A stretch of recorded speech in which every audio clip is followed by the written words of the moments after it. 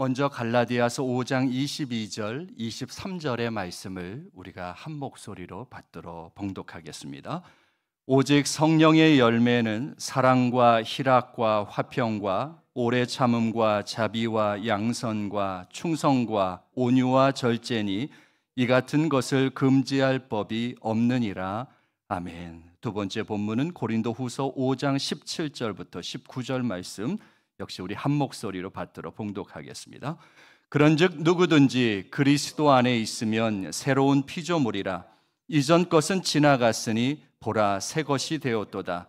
모든 것이 하나님께로서 났으며 그가 그리스도로 말미암아 우리를 자기와 화목하게 하시고 또 우리에게 화목하게 하는 직분을 주셨으니 곧 하나님께서 그리스도 안에 계시사 세상을 자기와 화목하게 하시며 그들의 죄를 그들에게 돌리지 아니하시고 화목하게 하는 말씀을 우리에게 부탁하셨느니라. 아멘. 오늘은 성령의 9가지 열매 중에 세 번째 열매인 화평입니다. 이 화평, 평강, 평화 이렇게 옮겨 쓸 수 있는데 이것은 성경의 대주제이면서 예수님의 삶의 대주제이기도 합니다. 이 평화를 위해서 예수님은 이 땅에 오셨고 삶을 사셨고 죽으셨고 부활하셨습니다.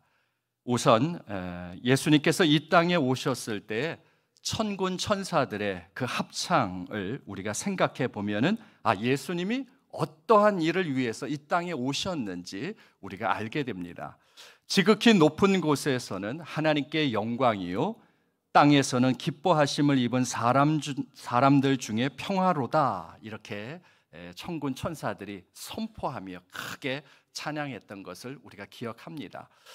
이것은 마치 예수님이 어떤 분으로 오셨는지를 알려주는 서곡과 같다라고 말할 수 있을 것입니다. 예수님은 어떤 분으로 오신 게 아니라 다른 어떤 분으로 오신 것이 아니라 비록 아이의 몸을 입고 이 땅에 오셨지만 평화의 왕, 평강의 왕으로 이 세상에 오셨다라는 것을 우리로 하여금 알게 하지요. 평화의 왕으로 오신 예수님은 또 삶을 어떻게 사셨습니까? 그분은 황제처럼 힘을 과시하면서 사신 것이 아니라 온유하고 겸손하게 사셨습니다. 이 땅에서 수많은 사람들에게 천국 복음을 선포하시고 가르침을 허락해 주셨고 모든 병과 모든 약한 것을 고치셨습니다. 고치시면서 이렇게 축복해 주셨죠. 따라 평안히 가라. 평안히 갈지어다. 또 평안을 너희에게 끼치노니 곧 나의 평안을 너희에게 주노라. 내가 너희에게 주는 것은 세상이 주는 것과 같지 아니하니라. 너희는 마음에 근심하지도 말고 두려워하지도 말라 하시면서 참된 평안을 누릴 수 있도록 하신 것을 우리가 또 기억합니다. 그리고 주님께서 십자가에 돌아가셨습니다. 왜 돌아가셨습니까? 어떤 이유로 돌아가셨습니까? 그것은 다른 말로 표현할 수 있겠으나 아주 핵심적인 것을 표현한다면 그것은 peace, 평화를 위해서 돌아가셨습니다. 우리의 죄 때문에 깨어진 하나님과의 그 평화, 그것을 회복시키고 하늘의 평화를 누리게 하시기 위해서 대신 십자가에 못 박혀 돌아가신 것이죠. 그 죽으심으로 끝나버린 건가? 다 모든 게 끝난 건가? 그렇지 않습니다. 예수님은 부활하셨습니다. 3일 만에 부활하셨습니다. 부활하셔서 두려움과 죄책감에 떨고 있었던 제자들을 다시 찾아오셔서 어떻게 말씀을 건네셨습니까? 너희에게 평강이 있을지어다. 너희에게 평강이 있을지어다. 너희에게 평강이 있을지어다. 3번 연거푸 그 두려움에 염려 가운데 빠져 있는 제자들을 향해서 그렇게 선포해 주셨습니다. 예수님은 이렇게 평강을 위해서 이 땅에 오셨고 그것을 위해서 사셨고 그것을 위해서 죽으셨고 그것을 위해서 다시 부활하셨습니다.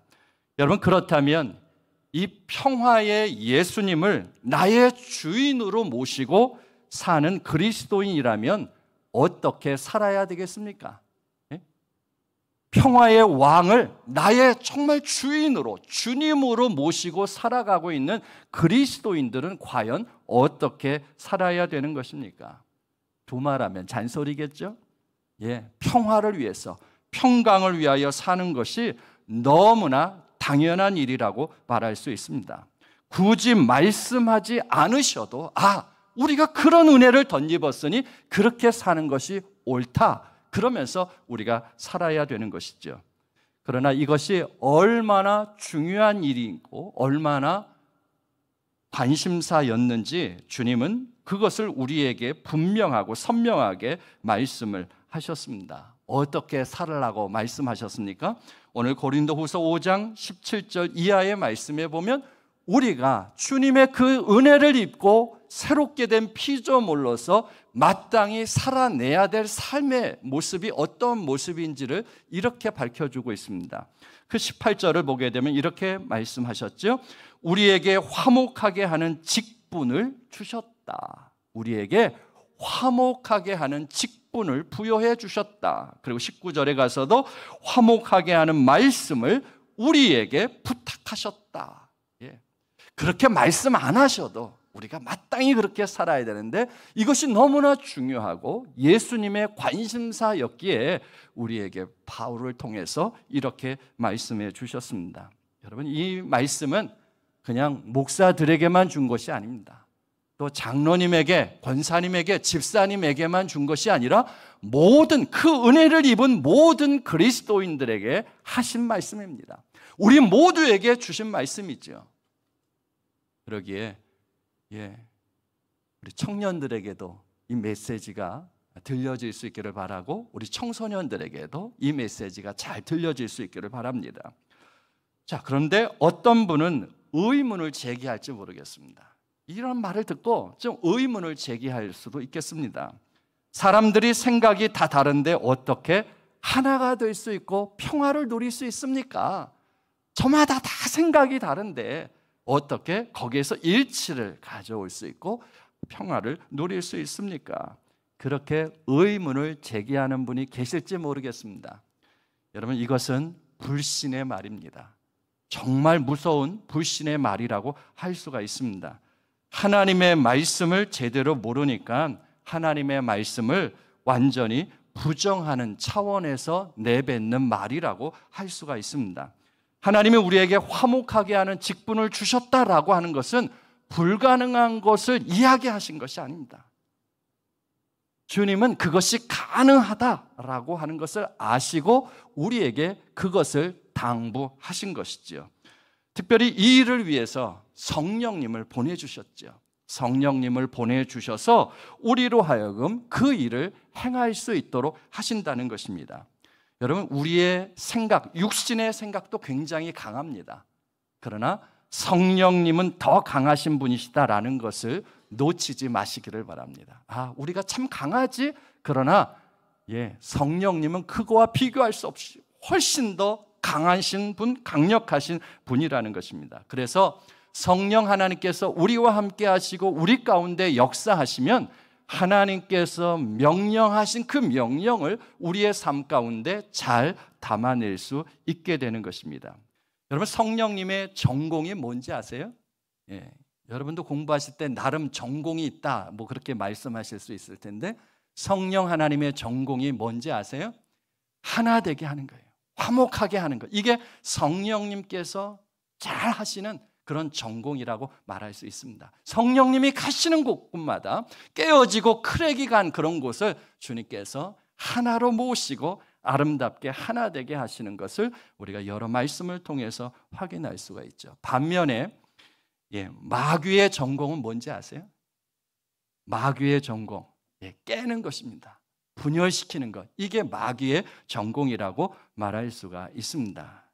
여러분, 그런 맥락 속에서 분열하면서 깨지게 하면서 나 자신은 옳은 일을 한다고 생각하고 교회를 위한다고 생각을 하고 너를 위해서 그러는 거야, 그렇게 말을 할 때가 있는데요. 여러분, 그건 굉장히 착각하고 있는 것입니다. 성령에 사로잡힌 바 된 사람은 깨고 분열시키지 않고 하나 되게 한다는 것을 우리가 놓치지 말아야 될 것입니다. 여러분, 분열은 상대방을 죽이는 일로 끝나는 것 같지만 그러나 결코 거기서 끝나지 않습니다. 나 자신도 죽고 만다는 거예요. 모두를 죽게 만드는 독약과 같은 것이다 라고 말할 수가 있습니다. 부부 간에도 이 화평하게 되면 상대를 님으로 부릅니다. 님.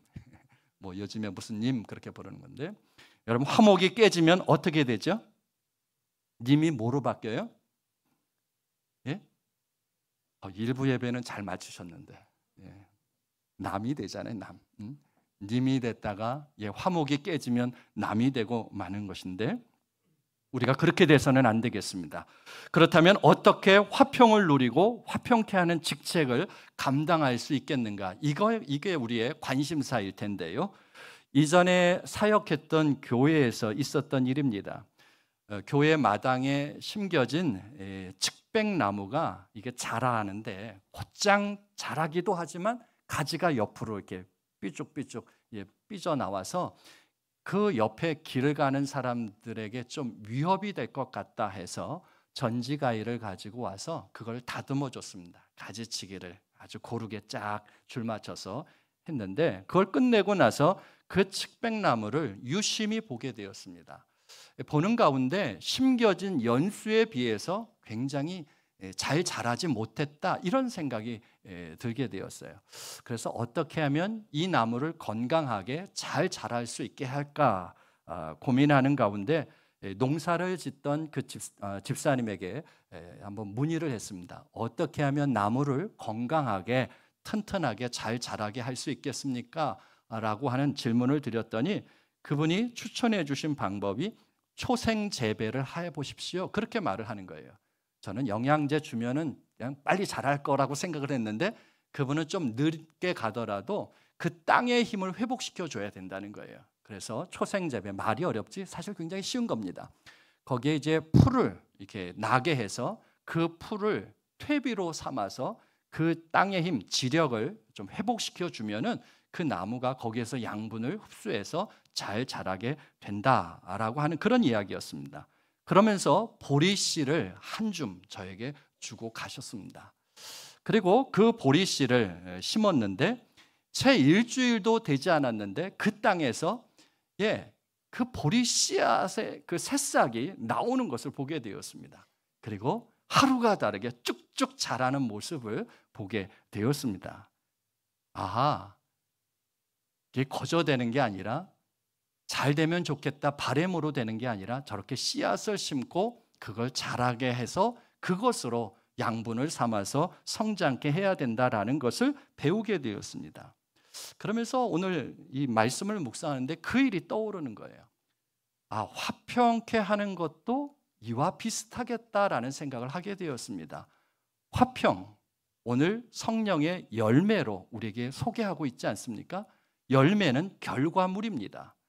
그 열매를 거두기 위해서 거기에 상응하는 원인, 그 씨앗을 심어야 된다라고 하는 것을 생각하게 된 것입니다. 열매를 얻기 위해서 씨앗이 필요한데 평화의 씨앗을 심으면 평화의 싹이 나고 그것이 자라서 결국에 열매를 맺는다라는 것입니다. 그렇다면 궁금해지지 않습니까? 평화의 씨앗이 과연 뭘까?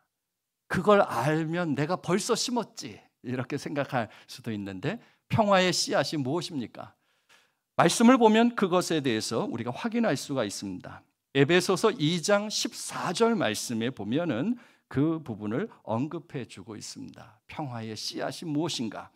그는 우리의 화평이신지라 라고 그렇게 말씀은 기록되어 있습니다. 그분은 누구세요? 예수님이십니다. 예수님이 우리의 화평이시다라고 그렇게 소개하고 있는 것을 볼 수가 있습니다. 바로 예수님이 화평의 씨앗이다, 평강의 씨앗이다라는 것을 우리에게 일러주고 있는 대목입니다. 그분으로 인해서 진정 우리가 하나님과 화목하게 되었고 그분으로 인해서 우리가 서로 하나가 될 수 있었다라고 말씀은 우리에게 선언해 주고 있습니다. 여러분, 그리스도가 아니면 참된 평화를 결코 누릴 수 없는 것입니다. 예수님이 아니고서는 참된 평화를 우리가 누릴 수 없는 것이죠. 그래서 평화를 찾으려고, 평화를 만들어 보겠다고 여기저기 다니며 이런저런 일 가담하는 것이 필요한 것이 아니라 그 평화의 근원 되시는, 평화의 씨앗이 되시는 예수님을 찾는 것이 훨씬 더 중요하다. 아니, 이것 외에는 없다라고 말할 수가 있는 것입니다. 예수님을 찾지 않고 단순히 평화만을 찾게 된다면 평화 만든다는 이유로 폭력도 일삼게 될 수 있다는 것입니다. 그리고 그 폭력을 정당화하는 일들도 부지기수로 나타나게 된다는 거예요. 그냥 평화 만들어 보겠다라고 우리가 열을 내다가는 그런 일을 우리가 맞이하게 된다는 것입니다. 어느 교회 교인들이 서로 목소리를 높이고 싸우고 있었습니다. 너무 시끄럽게 그 소리가 나니까 목사님이 그 소리 나는 곳을 가게 되었습니다. 그러니 막 거기에서 열을 내고 있는 분들을 보게 되었답니다. 그러자 한 장로님이, 목사님이 물었습니다. 왜 싸웁니까? 왜 싸우는 거예요? 그랬더니 한 분이 이렇게 답을 합니다. 다 잘해보자는 것 아니겠습니까? 이렇게 얘기했대요. 다 잘해보겠다고 해서 우리가 이렇게 합니다. 그 말을 들었던 이 목사님이 어황이 봉봉해졌습니다. 그러면서 교인들에게 이렇게 외쳤답니다. 이러려면 우리 잘하지 맙시다. 이렇게 싸우고 사분오열되려면 우리 잘하려고 하지 맙시다. 이게 뭐 하는 짓입니까? 여러분, 얼마나 모순된 모습입니까? 잘해보려고 평화를 깨버리는 그런 모습들, 너무나 안타까운 모습이죠. 평화의 씨앗인 예수님을 놓치게 되면 우리들도 얼마든지 그런 대열에 설 수 있다는 것입니다. 그러니 우리가 정신 똑바로 차리고 있어야 되는 것이죠.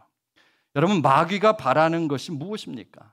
마귀가 정말 바라고 원하는 것이 무엇입니까? 분열하는 거예요. 분열하는 거. 다른 것 없습니다. 어떻게 해서든지 수단 방법 가리지 않고 분열시키려고 하는 것이 마귀가 기뻐하는 것이죠. 옳은 당이라고 해서 마귀가 없고 그른 당이라고 해서 마귀가 득실거리는 것 결코 아니라는 거예요. 옳은 당에도 있을 수 있고 그른 당에도 마귀가 있을 수 있습니다. 마귀가 두 손 모아 바라고 원하는 것은 분쟁을 일으켜서 분열을 하게 하는 것, 거기에 있다는 것이죠. 여러분, 우리는 마귀가 원하는 대로 해서는 결코 안 될 것입니다. 절대로 거기에 말려서는 안 된다는 거예요. 이쪽 말 저쪽 말 듣고 보니까 내 생각이 이쪽 같은데, 그러면서 거기에 휘말릴 수가 있는데 절대 그래서는 안 된다는 거예요. 사도 바울은 우리에게 이렇게 메시지를 전하며 강조를 합니다. 골로새서 3장 17절 말씀인데 우리 같이 한번 읽어보겠습니다. 시작. 무엇을 하든지 말에나 일에나 다 주 예수의 이름으로 하고 그를 힘입어 아버지 하나님께 감사하라 라고 우리에게 당부하고 있습니다. 여러분, 이 말씀을 오해해서는 안 됩니다. 예수님 팔아가면서 말하라는 것이 아닙니다. 이 말의 의미는 예수님의 마음, 예수님의 말씀, 어떤 마음이고 어떤 말씀입니까? 하나 되고자 하는 그 마음이고 화평케 하고자 하는 주님의 그 마음을 잘 심고 살아가라고 우리에게 말씀하고 있는 것이죠. 베드로 사도 역시 우리에게 강하게 권면하고 있습니다. 베드로전서 4장 11절 말씀인데 우리 같이 또 읽어보겠습니다. 시작. 만일 누가 말하려면 하나님의 말씀을 하는 것 같이 하고 누가 봉사하려면 하나님이 공급하시는 힘으로 하는 것 같이 하라. 왜 이렇게 당부하신 걸까요? 이렇게 해야지 하나가 되고 화목할 수 있기 때문에 이 부분을 사도 베드로가 강조하고 있는 것이죠. 여러분, 우리가 열심히 사역하고 열심히 봉사하는데도 사분오열되는 모습을 보인다면 우리가 다시 한번 우리의 사역의 모습을 점검하셔야 됩니다. 평화의 씨앗인 예수님을 심고 있는 사역인지 아닌지 다시 한번 점검해야 될 것입니다. 주님의 그 모습은 심지 않고 내 주장, 내 생각, 내 옳음만 심게 된다면 거기에 사분 오열되는 모습만 초래하고 만다는 것이죠. 그런 면에서 예수님께 집중하며 나아가실 필요가 있습니다. 예수님의 그 간절한 바라심, 하나 되게 하고자 하는 그 마음, 그 당부를 우리가 잘 기억하며 우리의 삶의 현장에서 주어진 역할을 감당해야 될 줄로 믿습니다. 링컨의 동료들의 증언에 의하면 미국 남북전쟁에서 북군이 계속 패배하고 있었거든요. 정말 힘든 시기를 보내고 있음에도 불구하고 링컨의 얼굴에서는 근심이나 두려움을 찾아볼 수가 없었답니다. 동료들이 그걸 보면서 의아스럽게 생각을 했습니다. 그래서 어떻게 그럴 수 있었느냐라고 물으니까 링컨이 이렇게 답을 합니다. 모든 것을 섭리하시는 하나님을 신뢰하고 정의로운 목적에 대한 분명한 확신이 내 안에 있기 때문에 그런 어려운 지경에서 마치 모든 것이 끝난 양 근심과 두려움에 사로잡히지 않습니다. 여전히 주님 안에서 소망이 있기에 저는 평강을 잃어버리지 않고 있습니다. 그렇게 답을 했다는 것입니다. 여러분, 우리는 여기서 평화를 누리는 비결이 어디에 있는지 다시 한번 분명하게 확인할 수가 있습니다. 평화라고 하는 것은 무엇에 관한 문제인가? 초점에 대한 문제라는 거예요. 시선의 문제라는 거예요. 바로 예수 그리스도께 초점을 두는 것, 그분께 집중할 때에 어떤 상황 속에서도 출렁이지 않고 평강을 나의 평강으로 누릴 수 있다는 것을 그의 고백을 통해서 우리가 발견하게 되는 것이죠. 상황에 초점을 맞추는 것은 끊임없는 걱정을 초래하게 된다는 것입니다. 왜냐하면 상황은 늘 변하거든요. 출렁이거든요. 거기에 초점을 맞추고 있으면 늘 우리의 마음도 출렁이기 마련입니다.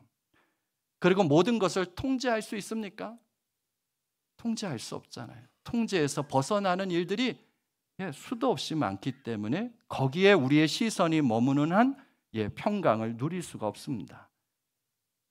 그러나 예수님께 초점을 맞추게 되면 흔들림 없는 평강을 오늘도 누릴 수 있게 되는 것이죠. 평강의 근원 되신 그 주님께 우리의 시선이 고정되었을 때 우리가 누리게 되는 그런 은혜의 자리라고 하는 것입니다. 이런 가운데 성령님은 어떤 사역을 하시는가? 앞부분에서도 말씀을 드렸습니다마는 성령이 우리 가운데 임하고 여러분의 심령 가운데 임하게 되면 성령께서 능력을 주십니다. 권능을 주신다라고 말씀하시고 또 하나님을 향한 열정이 다시금 솟아오르게 되고요. 그리고 많은 은사를 주셔서 주님의 일을 감당케 하십니다. 그러나 무엇보다도 성령님의 주된 사역은 무엇이냐? 예수님께 집중할 수 있도록 한다는 거예요.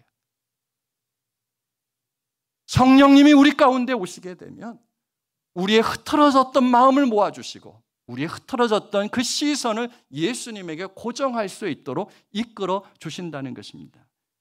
이 부분은 예수님께서 말씀하신 부분입니다. 요한복음 14장 26절 말씀을 보면 거기에 이렇게 말씀해 주고 있는데 우리 한번 눈 크게 뜨고 큰 소리로 같이 읽어보겠습니다. 시작.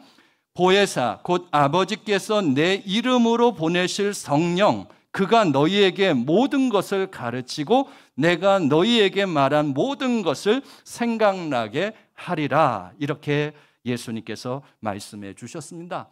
보혜사 성령이 너희에게 오면 그분이 모든 것을 가르치고 이제까지 내가 너희에게 가르쳐준 그 모든 메시지를 생각나게 해서 주님께 온전히 집중할 수 있도록 하시겠다라고 말씀하고 있습니다. 여러분, 그 성령님이 우리 가운데 임하게 되면 우리 심령 안에 평강이 다시 차오르게 되고 흘러 넘치게 되는 것이죠.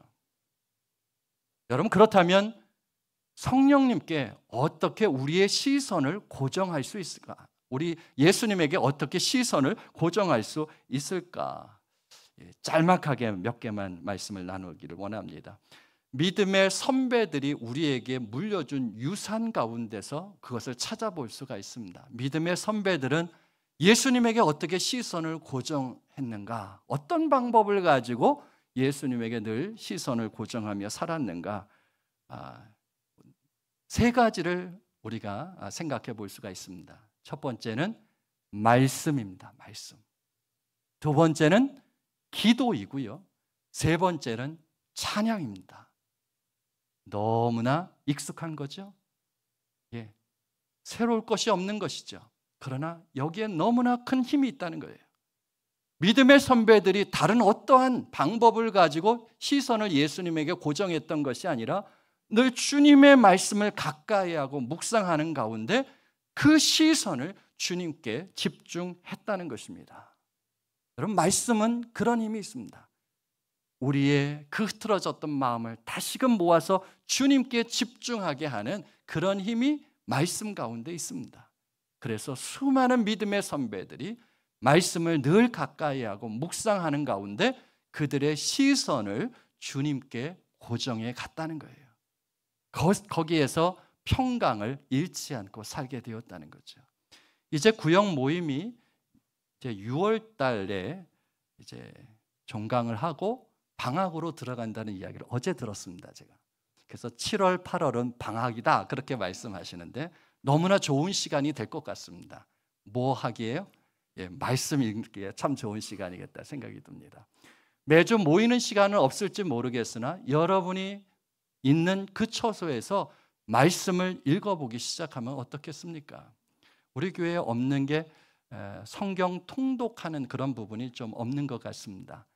그래서 주보에 성경 백독 대행진, 그게 넘어가면 성경 천독 대행진, 어느 교회는 만독 대행진 계속 이렇게 이어가는 걸 보게 되는데, 어쨌든 7월, 8월 여러분 한번 마음을 정하시고 말씀을 읽어보시면 어떻겠습니까?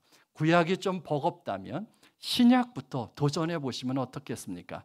나 혼자 이거 엄두 안 나는데, 그렇다면 구역 식구들이 좀 부분을 나눠서 일단 도전해 보시면 어떻겠습니까? 그렇게 해서 신약을 읽어내고 그리고 구약을 읽어내고 그러면서 말씀과 친해지기 시작하면서 그 말씀에서 주님께서 보여주시는 그 생명의 길을 여러분이 보게 되면 아마 무릎을 치는 일들이 많아질 것입니다. 언제 무릎을 쳐보셨습니까? 야, 이 말씀이 이런 의미가 있었네? 그동안 수도 없이 읽었는데 이런 말씀이 있다는 걸 몰랐네? 그러면서 무릎을 치게 되는 그런 일들이 여러분 말씀을 읽는 가운데 나타날 수 있게 되기를 바라고, 그 말씀을 읽는 가운데 여러분의 시선이 주님께 더욱 단단히 고정되어질 수 있게 되기를 바랍니다. 두 번째는 기도에 힘쓰라는 것입니다. 모르는 분 없습니다. 그러나 기도에 매일같이 힘쓰는 사람은 굉장히 귀하죠. 드뭅니다. 여러분, 기도를 통해서 우리가 지난주에 기쁨의 근원 되신 주님께 나아간다라고 하는 메시지를 들었는데, 이 기도를 통해서 평강의 씨앗이 되신 주님께 또 가까이 나아가는 그런 시간이 된다라고 하는 것입니다. 그래서 기도에 힘쓰라. 기도에 실패하지 않고 늘 항상 기도하기 위해서 제가 청년들한테 당부했던 내용이 이것입니다. 시간을 정하고 장소를 정하라. 어디서든지 기도할 수 있죠. 그렇기 때문에 어디서든지 기도하지 않을 수도 있습니다. 그래서 기도의 시간을 정하고 기도의 장소, 거기가 어디가 됐든 일단 정하라는 것입니다. 나중에 바꾸는 한이 있더라도.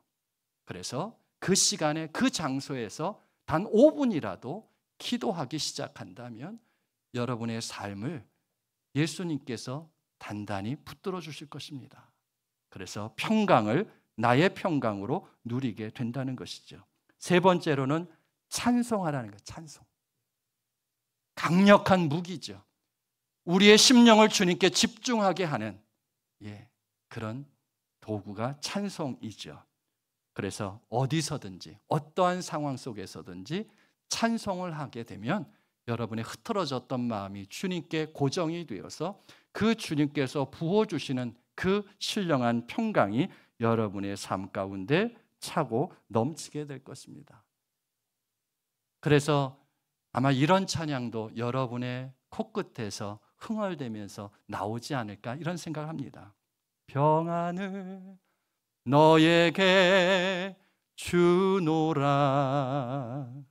세상이 줄 수 없는 세상이 알 수도 없는 평안 평안 평안 평안을 너에게 주노라. 여러분의 심령 가운데 그 평강이 차고 넘치는 가운데 이런 찬양도 하게 될 줄로 믿습니다. 예수님 안에서 진정한 평안을 누렸던 성 프란시스는 모든 때에, 모든 곳에, 모든 상황에 화평의 근원이신 예수님을 심으려고 애썼던 분입니다.